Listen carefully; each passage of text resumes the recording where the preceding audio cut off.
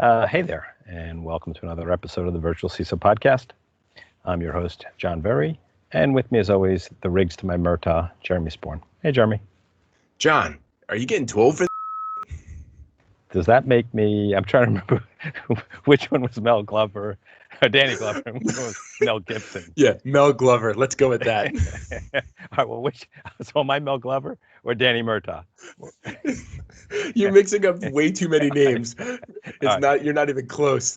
So let's just say I rarely mix up things in information security the way I just did there. Otherwise, we're going to lose a lot of listeners. So with no further sidetracking, what did you think about my conversation with Jose?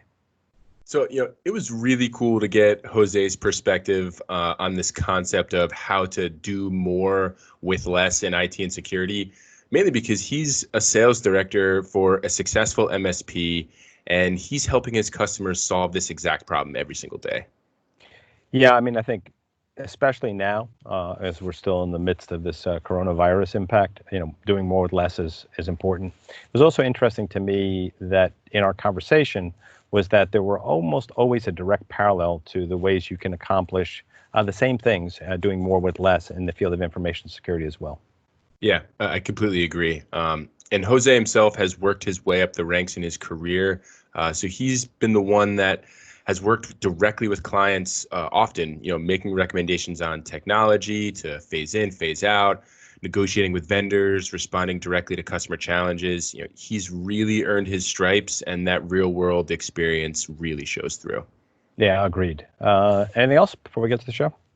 Yeah, if you're looking to maintain or even increase your IT and security capabilities while reducing that cost, effort, time notch, this conversation is for you. John and Jose talk through real life examples where they have helped organizations get more bang for their buck. Stick around to see how you can apply these same concepts to your organization. Sounds good. Thanks. And with no further ado, let's get to the show.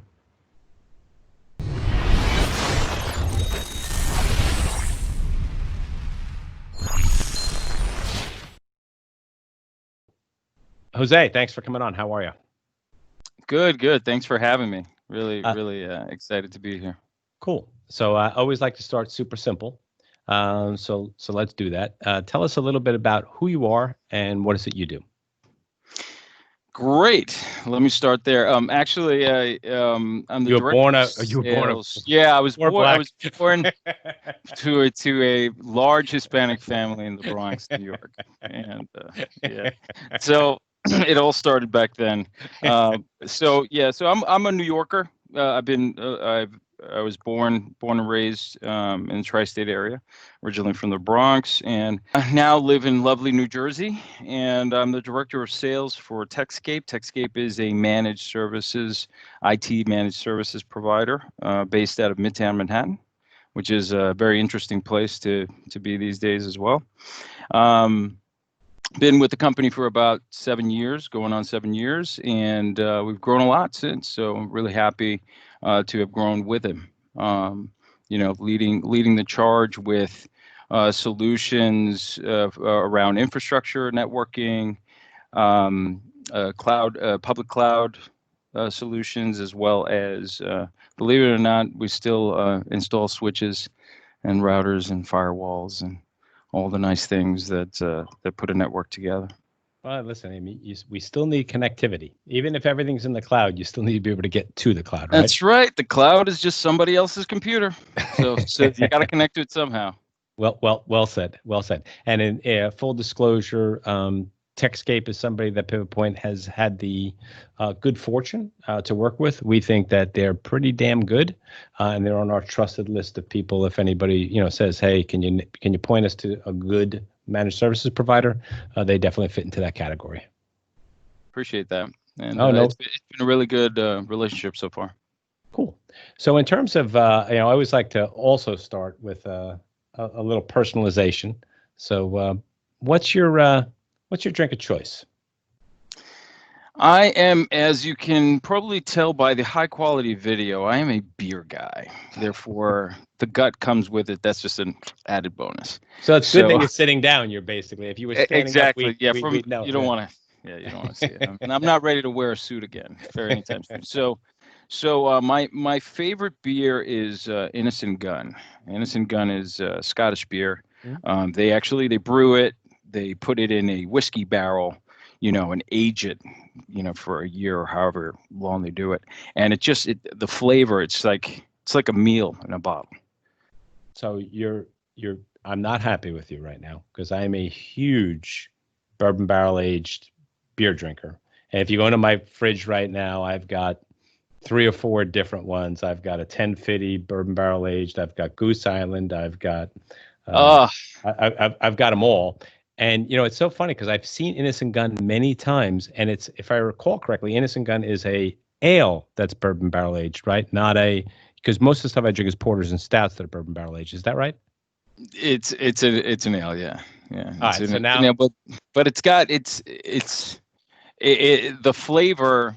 I don't know. It's it throws you off because it almost tastes like an IPA to a certain degree because it tastes a little hoppier than you'd expect. Yeah, that is surprising because normally what happens is a lot of that hop characteristic gets kind of mellowed out of it a little bit by the caramels and the butters that you get out of the bourbon barrel aged. Now, is that a bourbon barrel aged or is that just like an Irish whiskey aged? Because there will be a difference between the two. It's it's like a whiskey aged. Okay. Yes, that's why you do keep a lot of that hop characteristic. All right, I have to try that. So now we'll have to have a follow-up podcast just so I can tell you what I think of your beer. Yeah, yeah. I need a review. I fell in love with it at a steakhouse. I found it in a steakhouse in Midtown, Uncle Jack's, and it won me over. Cool. One sip and I was done. So we asked you to come on because we're both fighting the same battle these days. I think, as are most of the people that are probably listening to this, is that in this era of coronavirus, increasingly we're trying to do more with less. So the idea was to have you on because you guys had some very, I thought, clever and good ideas about that. So let's start with that. You're working with hundreds of organizations, helping them do more with less. What are some of the strategies that you're employing to help them? So a couple of the things that have come up that I think are just kind of real world, straightforward strategies are around consolidation. So gathering all the services that you say you need as a business within the area of IT, and sort of going down the line of and scrutinizing everything. So that's something that we're helping customers do across the board. Similar, it's basically like the accounts you keep at home. I had somebody comment to me that they were killing, as soon as the pandemic hit and essential businesses were shut down or non-essential businesses were shut down. You had folks even canceling their Spotify accounts or what have you, just kind of getting down to bare essentials. Well, it's a similar approach, but from a technology perspective, you have to have a lot of planning involved. So you have to kind of know what your end state is going to look like.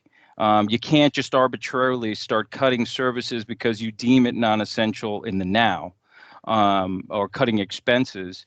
For instance, we have a customer right now that we're working on a data center consolidation project for them. And so basically it's effectively getting rid of a footprint, but they slowly discovered as we're doing the planning that some of the services that they have there are more necessary than they ever expected. So it's there's no fast way to rip the Band-Aid. You have to really take the time to plan out where you're going to have services live, and shrink the footprint as best you can. Mm-hmm. So that's that idea of consolidation at, like, let's say, an IT infrastructure level, correct? Mm-hmm. At the IT infrastructure, and you can take it to the application as well. I mean, this is really it's really about finding efficiencies and lowering the overall spend through those efficiencies. Gotcha. So might that be something like collapsing, two clouds into one? Might that be moving from a on-prem or co-located or hosted infrastructure to it includes all of those types of analyses? Absolutely. One thing that I found was also really integral in trying to bring costs down, because again, this is, the cost savings are really, or the motivation that we found is very much saving someone's job. It's saving the cash flow for payroll, et cetera. So strategically, you're saying, okay, if this means that I'll be able to not lose productivity, then let's look at every layer, inclusive of the application layer. And so one other strategy that was part of it was vendor consolidation. So typically you don't want to put all your eggs in one basket, but when the services are disparate enough, I found that it's pretty safe to do. Like, for instance, it's a shameless plug, but Tekscape happens to be a strong Microsoft partner, right? And we have a hosted voice platform as well. Now, those are two, hosting, let's say, managing your mailboxes through Office 365 or an Azure instance, some virtual appliances, and having your voice. You wouldn't even think of maximizing savings by consolidating that into one vendor, but they're far enough apart that, Microsoft isn't going anywhere. And it's hosted outside of the vendor, but the vendor can leverage the relationship and bring those two together, for argument's sake, to drive more savings to the bottom line. Right. So just for the record, yeah, it makes total sense. And just for the record, we did consolidate completely way before this whole Corona thing, but we consolidated on Microsoft's platform, including voice, years ago. And I got to tell you, it was one of the best decisions we ever made. There is a value to consolidation. So we see it as well on our side of the fence, right? You live on the managed services provider. We live on that advisory and assessment side. But I do think there's a value on either side of our fence to, there's a concept of let's deploy best in class. And then there's another concept of single throat to choke. And the idea that, like we originally started our life with, using Skype and using a third party voice provider. And we had challenges with, sometimes the video conference wouldn't link up with the audio dial-in, the phone, and we'd call up the provider, and I won't name them by name, and they would say that's not our fault, it's Microsoft's. And then we call Microsoft and say, hey, it's those damn guys, they don't know what they're doing. So I do think that there's some value there as well. And then the secondary thing I think is that there's hard and soft cost to managing vendors. So less vendors equals less level of effort, less cost if you're doing vendor risk management. And then I think you also have the potential, if you do it well, of you getting that synergistic effect of like 1 + 1 = 3. I don't know if you're familiar with like systems thinking, where we can break a system down into discrete elements. And if you look at systems thinking, and I've got, Tekscape doing something, and I got Pivot Point doing, I got someone else doing something. I got, the challenge is you do have best of breed, and you've got this idea of this focus, but you could lose an end-to-end holistic view of what's going on. Like a good example is years ago, we were involved in a project where we were doing like a smart grid infrastructure assessment, and they chose to actually segment out who did which piece. So we did the smart thermostat, another vendor did the smart meter on the outside of the house. Well, we were able to totally compromise the smart meter. And we didn't, the smart thermostat. We didn't do the smart meter. They looked at the smart meter and said, the smart meter is great, does everything you're supposed to do. It actually didn't, but they didn't realize the type of an attack we could do inside on the thermostat, and that we were going to pass these malicious commands upstream through the meter and hit the DMS, which could cause problems, cause an outage of a electrical utility. So I do think there's this value, like you're talking about, of this consolidation. I think it goes beyond just a cost value. I think it becomes a management of that, and even potentially a value to the business, right? Absolutely, and I agree with you. I agree with you to the point at which you have to almost look beyond the bill, right? And it's not just dollars and cents, but it's also time and the time savings. One of my sales guys happened to mention to me that as a sales strategy goes, hey boss, we should really be focusing on remote teleworker because everybody's remote. It's not office centric any longer, et cetera, et cetera. I said, yeah, that's fine. That's fine. But at this point in the game, if you can function remotely, you already figured that out. You're either doing it or you're not, or on the path there. Like that ship has sailed. So let's look beyond the obvious and look for these little incremental improvements to create value. And so you had mentioned the Microsoft consolidation that you did. We did something similar to a London-based PR firm, where this was before COVID as well, where just by way of building the call control behind Microsoft, they eliminated all hard phones, which eliminated all the hardware support costs that were part of the footprint.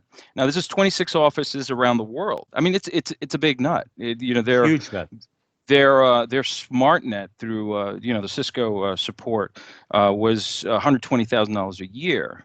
And so, I mean, multi-million-dollar firm, not that big of a deal on the budget. But you know what?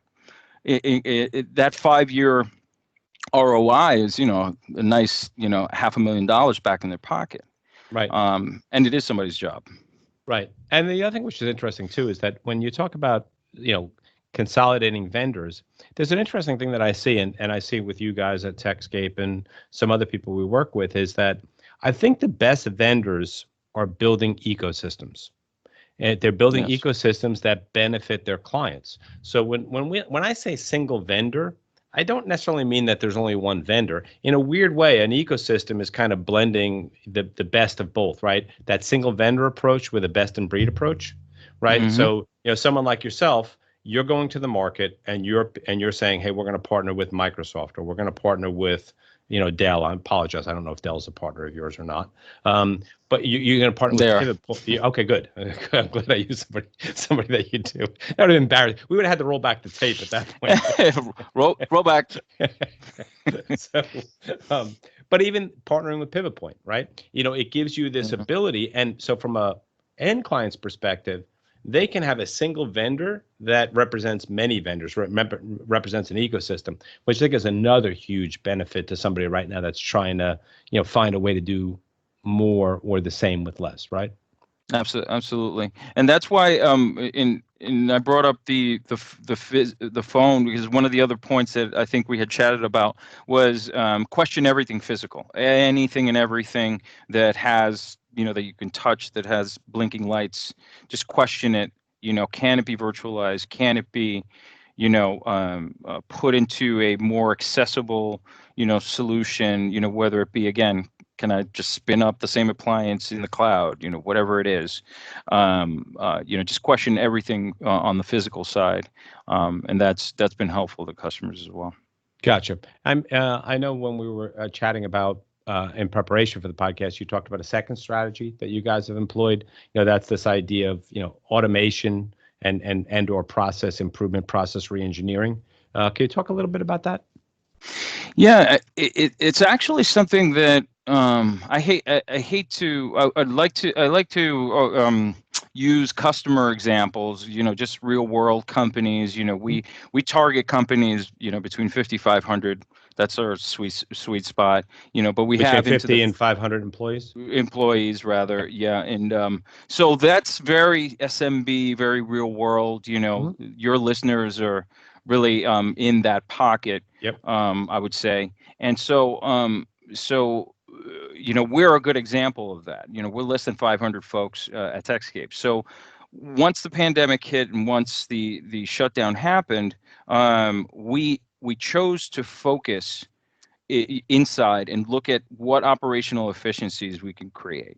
One of the things that one of the strategies that worked pretty well was just widening folks' scope.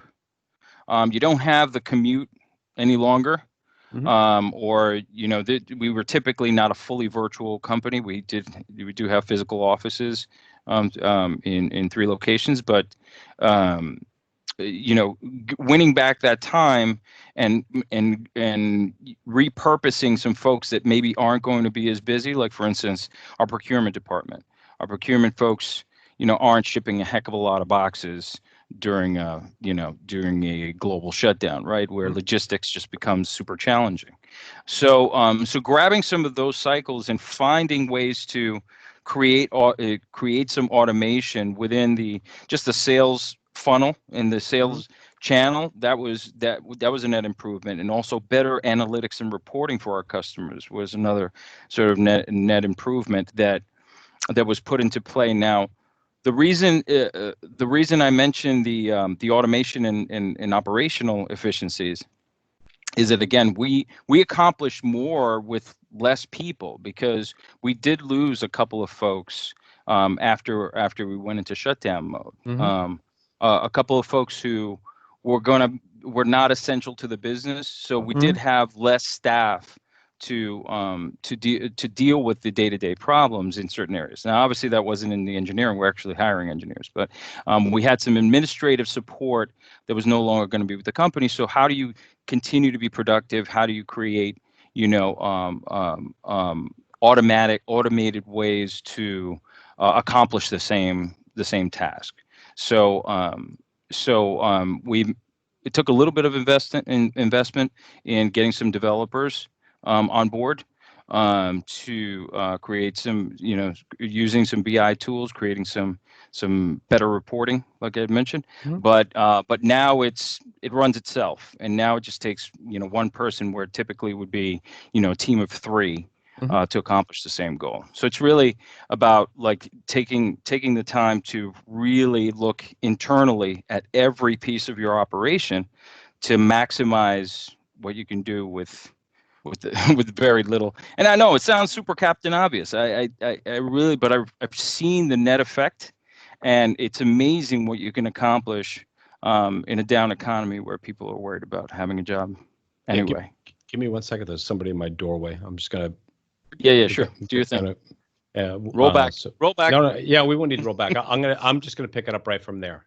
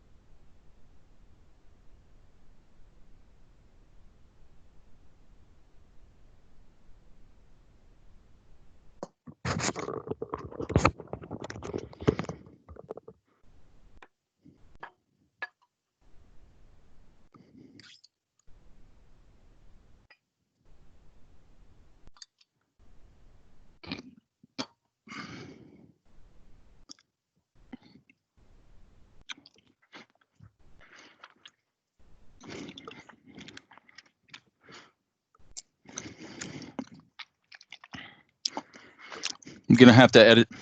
Edit that out because I belched, I think, into the mic. No, we're gonna leave that on. In fact, we're gonna just play that in a continuous loop for 45 minutes. So, all right. So I'm gonna pick it up where you said use the term Captain Obvious, because I like that. So you said you didn't want to be Captain Obvious. Yeah, I actually couldn't disagree with you more, because I think very often that's exactly what we need to be. Because I think sometimes we, especially in these times of stress and challenge, we tend to lose perspective a little bit. And I think one of the things we've done a good job of, and I've seen some of our clients do a good job of at this point in time, is take advantage of this time to do exactly what you were talking about. Relook at some of these processes and figure out, how do I automate this? Or there's another term I like to use called operationalization. Like, how do we operationalize something we're trying to do? So I'll give you a good example. We have a client that's ISO 27001 certified.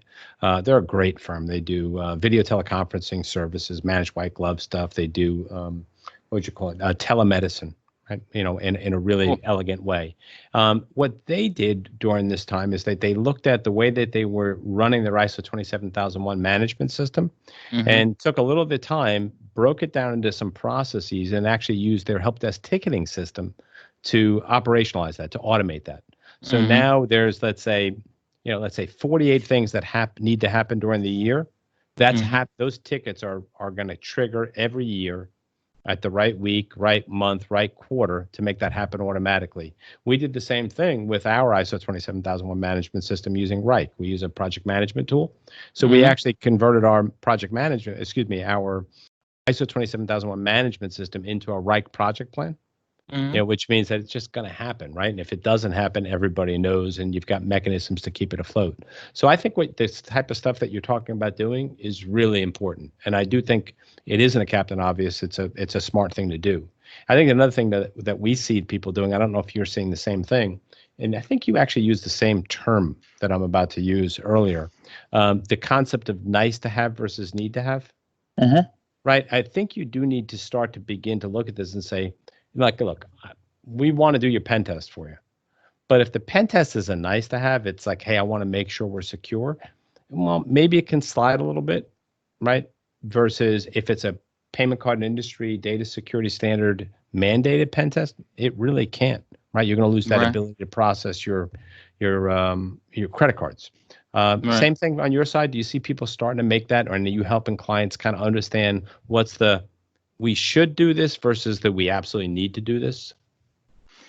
Excellent question, because that's another piece of the decision-making process that we try to be influential on, and yes, offer guidance as to.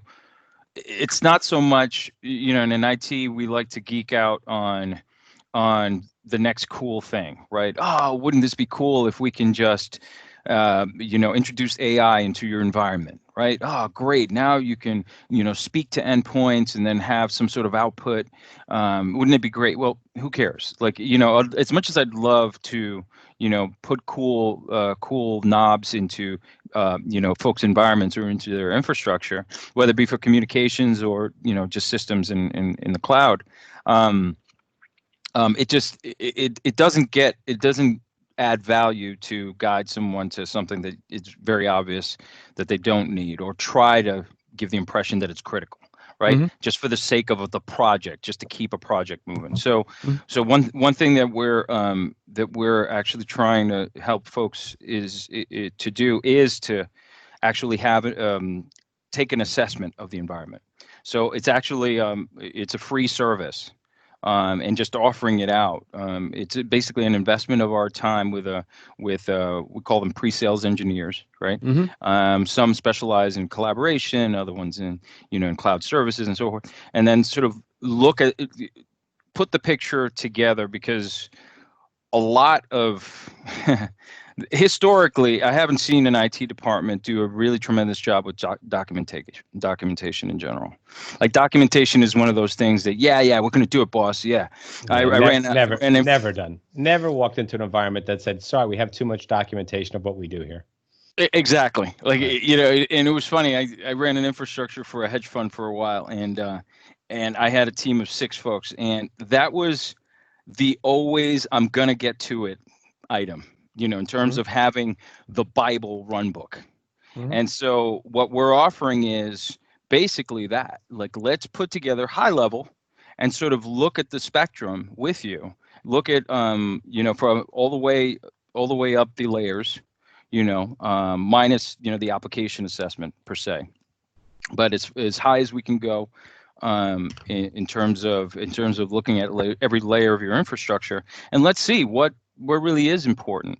And one of the last things that we've strived to do as well, that I encourage everybody to look for when you're working with folks like ourselves. There's an MSP, a security specialist, a specialization shop, or specialized shop rather. Easy for you to say. Yeah, so too much. I think I started too early. I think the innocent gun should have waited until after the podcast. I think so too. I'm like drinking water and trying to get it out of my system before I slip the tongue here. But anyway, it's just and I think it's something that we're going to talk about either way. Finance everything. Literally go OpEx on everything. Yep. And if you're working with a partner, or you're with any technology partner that doesn't have some measure of an option or a vehicle for you to conserve your cash flow, then find another one. Just find someone that will work with you on the business level. Yes, they have IT expertise and they have, they understand your problem and they claim they can fix it, but you also need that business partner that understands your situation and is going to be not just empathetic or a shoulder to cry on, but be able to implement implement things in a way that's going to be supportive of your current situation. Right. And you can, and it's funny because you can do that in a way which is win-win. Like one of our core values is win-win. And, a lot of our clients are struggling for dollars, like a lot of people are, so what we're always looking for is ways to be win-win. So as an example, we have so ISO 27001 pre-certification, helping clients get certified is an expensive proposition, right? That might cost 80 grand in year one. But in year 2 and year 3, they don't need to spend very much. Let's say it's 20. It might even be less than that, but let's say it's 20. So we end up with a 3-year cost of 120,000. So what we'll do is we'll say to a client, like, instead of giving us 80, 20, 20, we know times are tough right now. Let's go on a 3-year plan and you'll give us 40, 40, 40, $3,000 a month, basically for 3 years. So what it does is by making a long-term commitment to us, right? You're saying to us, hey, Pivot Point, we want to work with you. We get it. Okay, what we're doing is we're time shifting money and helping you. So it kind of becomes a win-win situation. So I agree with you. You see Dell doing it, right? I was just on Dell's website, needed a new laptop. They're like 0% for 18 or 12 months or 18 months on a lot of their equipment right now. Yeah, I mean, Cisco's doing it. We actually have a partner called Great America, which we use to finance our own projects. But yeah, zero all the way to like free money. Terms where you're not cutting a check for that first year. That's a new interesting program that kicked in right after the pandemic really took hold. That's through Cisco Capital Finance, and it's strategically you can really leverage the market when it comes to financing dollars and amortizing your overall project spend. And they'll throw anything like Dell will. You can buy paper clips and they'll finance it. Like they don't. Yep. They honestly don't care if it has anything to do with Dell equipment or not. And they're flexible with the mix of man hours to product. Right. You can play with those numbers. So again, I would encourage your audience to really scrutinize the partner that you're with, or obviously call me and we'll figure out a way. I like your term partner.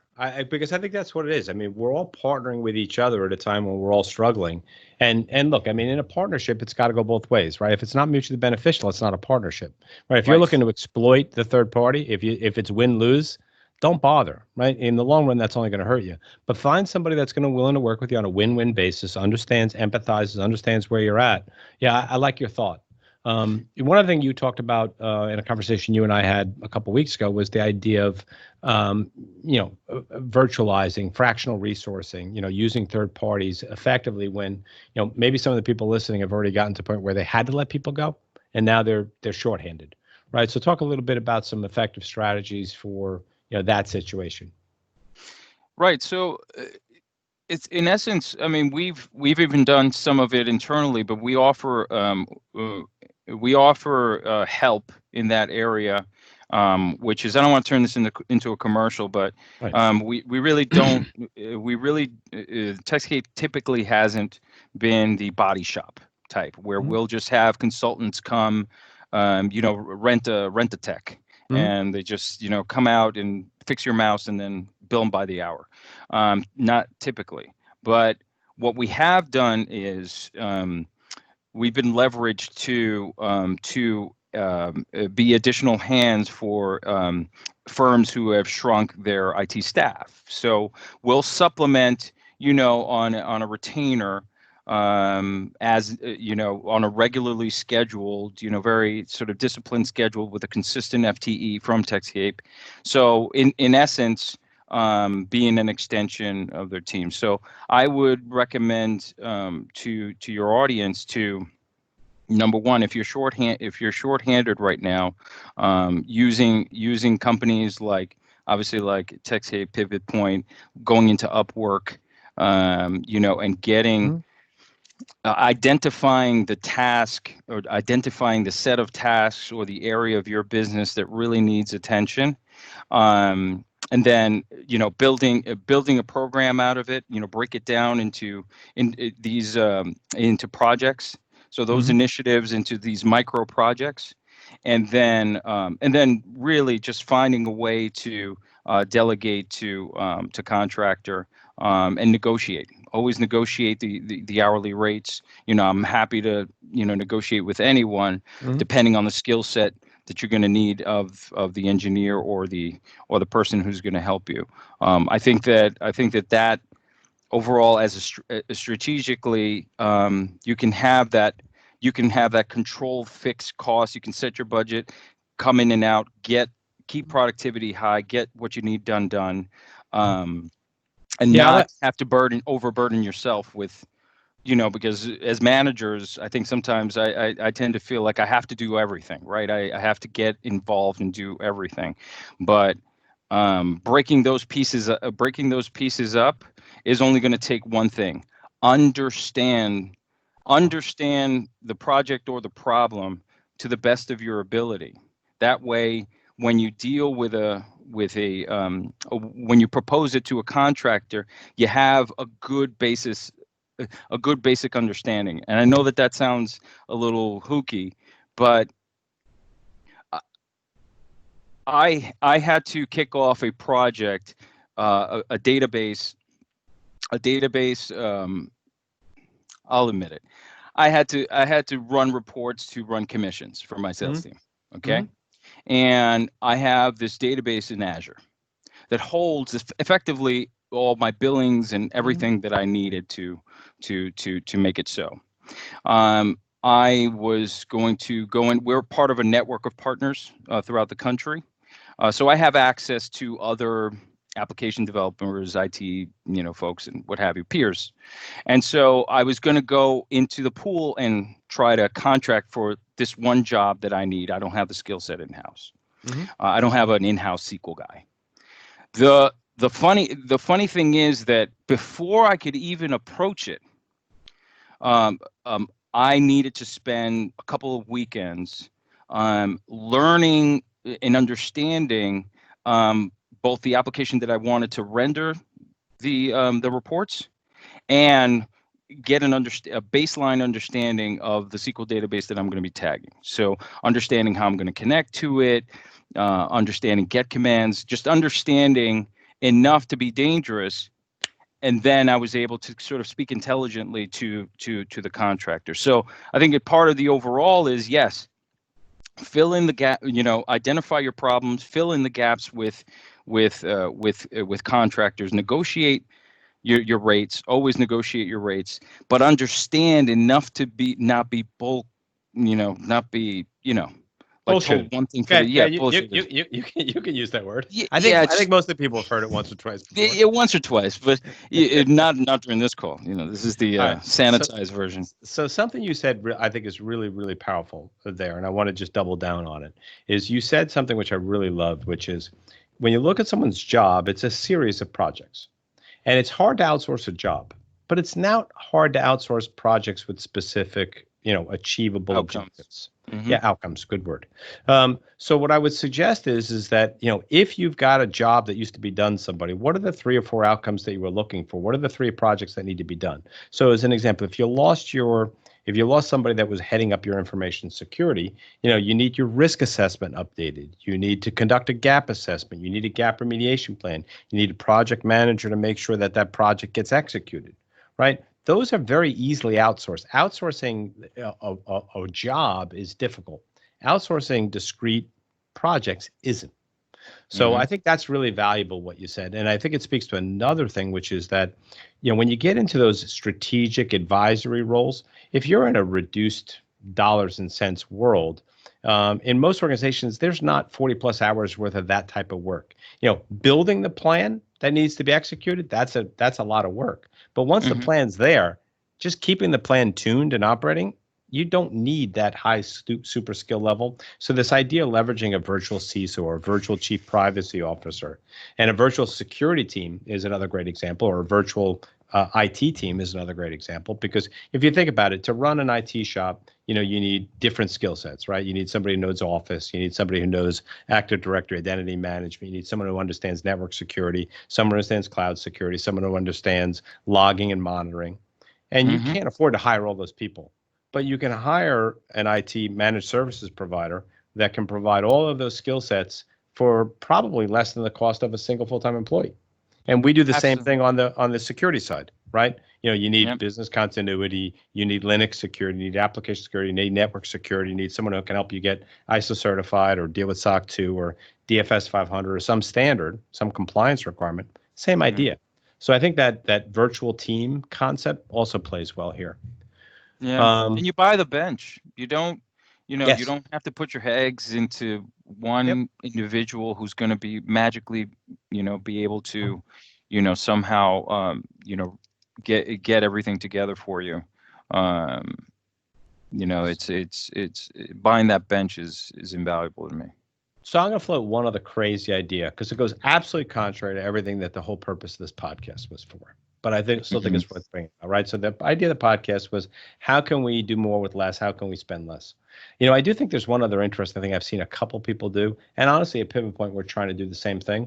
So when this all hit, a lot of people are like, oh, cut back marketing, cut back sales, cut back this, cut back that. We've been looking to think, where can I make strategic investment right now? Because in my opinion, coming out, I saw this in the 2008 slowdown, there's going to be a lot of the weak people in your industry that disappear. I don't care if it's a managed service provider, an advisory and assessment firm like us. You could be a software as a service firm. You could be a manufacturing concern. There's a lot of companies that are going to go out of business. And I don't know when the recovery is going to take place. That PPP is running out. That's right. So when does the recovery happen in full? Does it happen Q3, Q4, Q1, Q2 next year? Whenever it is, I do think that I think people should be thinking about strategic investments now that will pay off in massively on the backside of this, right?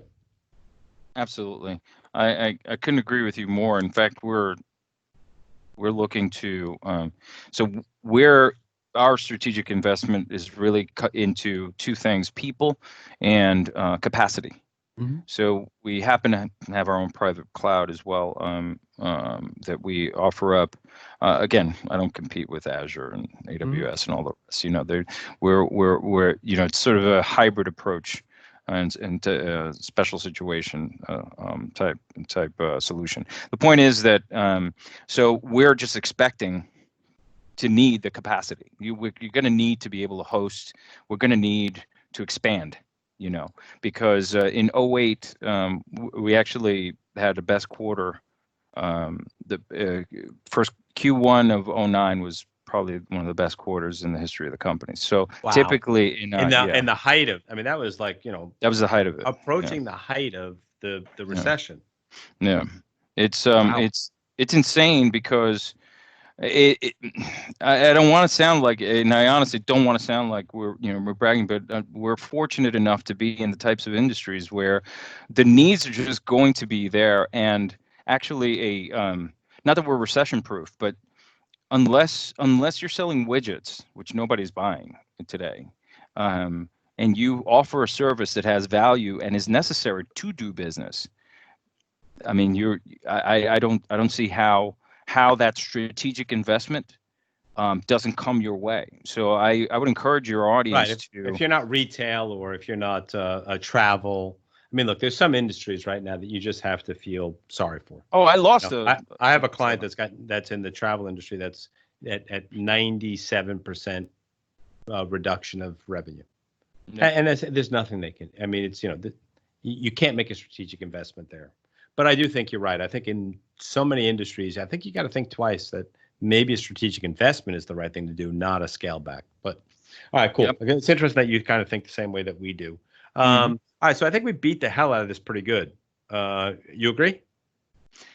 Yeah. I wanted to just comment that there was, I can't emphasize enough the OpEx model, and to your audience to really, there's very few, my peers folks in the infrastructure, they're resellers. They're effectively, high paid Amazon guys. They're a lot of them. So to your point, a lot of them aren't going to be around. Because again, the days of buying a data center or heat, cooling and power and connectivity and architecting that to the SMB is over. Is over. It's over. It's been over for some time, but now this sort of solidifies it that it's a cloud first approach. So I really challenge your audience to talk to the partner that you have today, talk to them about how they can be a better partner and help you reserve cash for those strategic investments. Think OpEx all the way. Forget capital investment of any kind and reserve cash. If you're going to make an investment in your infrastructure, find a partner who can work with you to stretch those dollars as best you can. I had a retailer that as soon as this hit, I paused their billing basically indefinitely, and they're still theoretically a client, but they sell sunglasses at the mall. And they're a national chain, and it's like, okay, there's nothing to talk about here. No. Now, Nope. but again, go back to whoever you're working with, and if not, find somebody new to identify the ways that you can, to really extend that conversation to how I can, get my business fluid, keep the lights on, and move forward as flexibly as possible. And if they're not flexible, kick them out. Right. You'd expect that the same thing out of a painting contractor, wouldn't you? I hate you. Call's over. You knew you had to bring it up. I still haven't done it. So, Jeremy, cut that out. The first time I met Jose was about 3 weeks ago. We were on a call and I'm spackling in the basement. He's like, no, my wife had me put up some paint patches. I'm like, you better have that done by the podcast. And he didn't. So I promised him I was going to zing him. And I did. So I actually have a picture of my kids that I was going to put right in that spot. It covers it exactly. Like, I'm not kidding you. This is literally, I had this photo and it's just long enough to put over there, but it would look so awkward and you would know exactly, you'd call it out anyway. I would have said, what are you hiding behind that? Can you take that in a picture? I would have busted your chops one way or the other. You knew it was coming. Listen, you handled it well. All right, so we beat the hell out of this topic. I think we did a good job. I think we came up with some good ideas here. So, one thing we always like to ask, have a little fun. You're in our space, so give me a fictional character or maybe somebody in the real world who you think would make either an absolutely horrible or an absolutely amazing CISO, and why do you think so? So, and I got the question in advance, so I'm lucky enough to have surprised people with that one. That's a hard one. Yeah, so this is not spontaneous in any way right now. I'm going to tell you, I thought long and hard, and somebody that I've been listening to lately, just because I'm trying to move some money around myself and just trying to not lose money. Yeah, not lose money, which I mean, as of today, all losses were erased. Right. From what I saw. It's just amazing. Whatever. Yeah, it'll pop. So Charlie Munger, I love listening to this guy. He reminds me of like the grandpa I never met or something. So he's one of the partners at Berkshire Hathaway, and he's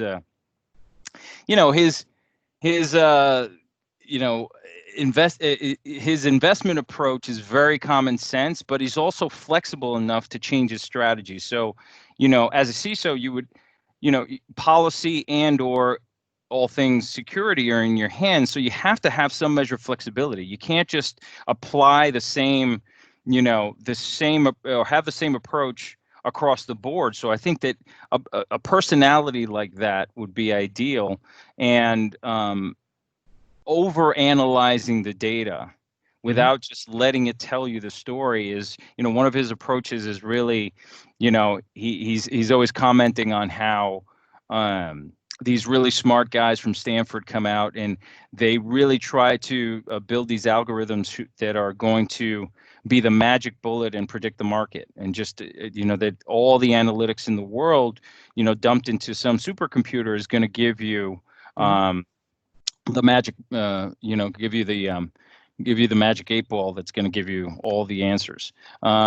Yet his approach is very much like, that conventional wisdom approach. Yep. So, if there's smoke, there's fire.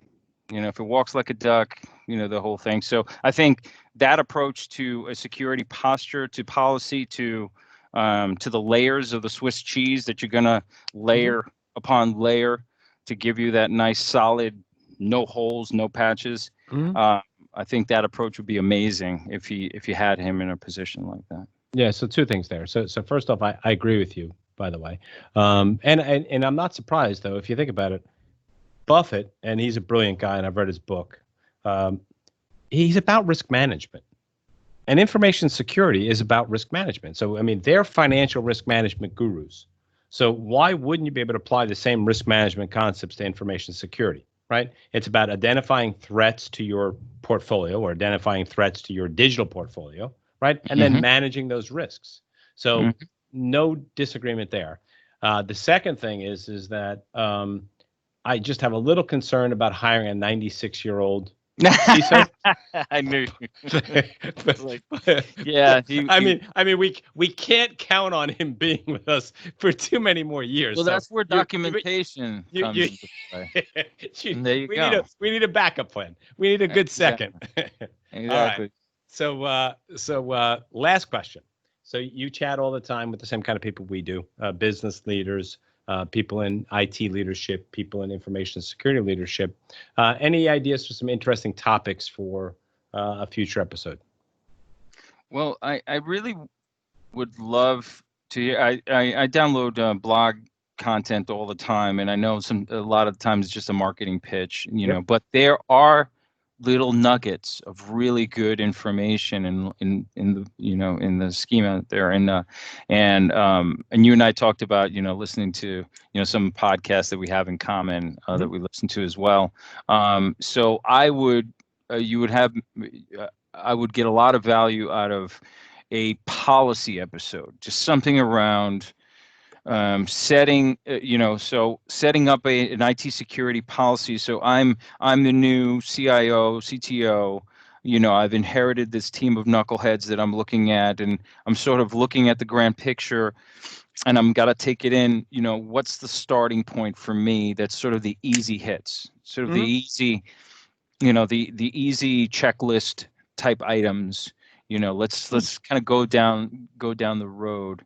The remote workforce is the standard now. Now everybody that can be remote will be remote. If not, we'll go back to an office centric, whatever it be. But the remote teleworker is now a solid portion of the workforce. Yep. Period. Yep. Like it's grown, and it's not going to shrink. No, well, the genie's not going back in the bottle, right? Correct. And so security around that individual, that element of how do you ensure that the same security controls that were in place, realistically, we should be in a world where it shouldn't matter where someone works from, the same basic security treatments occur no matter where they are. And we're certainly Yeah. So that's that, in a weird way, that's almost we have a planned episode on zero trust. And in a sense, zero trust has a lot of those principles. There's a little more to managing a remote workforce than just a zero trust model, right? But I think fundamentally, you're right. It's in that same domain, if you will, that same grouping. So two excellent. And it's actually interesting on the policy strategies. That's a really interesting question because policy drives standard and standard drives procedure, and policies are 80% common, 90% common across every company. Standards are 60 or 50%, and then procedures are 20 or 25%. So there's actually a complexity to something very, very simple that you talked about, but I don't think we've ever really talked about that in a more formal way, and I think that would be an actually really good episode. So thanks for those, both good. Thanks. Yeah, thank you. No, and I love the perspectives, type conversation, because Mhm. I've given like my side of the story, so to speak, only gives you, just gives you that slight turn. You look at it and kind of see things Yeah. from a slightly different angle. And yeah, Mhm. what he said, yeah, sure, I sort of thought of that, but just seeing it in a slightly different angle could change your strategy completely. And so I think that having a conversation around, particularly around that remote, the virtual workforce, and how big brother you want to get on them, like how medieval Mhm. you want to get on them, their asses. Yeah, I know. That's It's that's really, like, I really want to understand from somebody who's got that level of paranoia, what Mhm. layers do you put in place Yeah, to, I've got a client that's a law firm that, yeah. and law firms have never traditionally been work from home, and they're in this Hmm. work from home world. And yeah, the level of paranoia that a law firm that's handling inordinate amounts of personally identifiable information, data on behalf of registered investment advisors, financial services firms, yeah, there's a really good perspective to be had there and to talk about. So good topic. So before I bid you adieu, if folks want to get in touch with you and Tekscape, what's the best way to do that? Right. So, I mean, I don't know that anybody uses a phone anymore, but it's 855 Tekscape. That's pretty easy to dial. So you can dial and speak to one of our representatives. Call now. And we've got Tekscape.com. If that'll get you right to a contact us button. We've got a little bot there that'll ask you what do you want and how can we fix your problem. And my email is jciriaco, JCIRIACO at Tekscape, TEKSCAPE.com. I could actually still say it, so I guess I Yeah, didn't, I yeah, didn't overdo it with the yeah, innocent gun. yeah. If you had gone for 4 instead of 3 before the podcast, we would have been in trouble. Yeah, Uh, would have been. Jose, man, thank you. I genuinely appreciate you coming on the show. No, thank you so much for having me. It was just a lot of fun, and look forward to chatting again. Same here.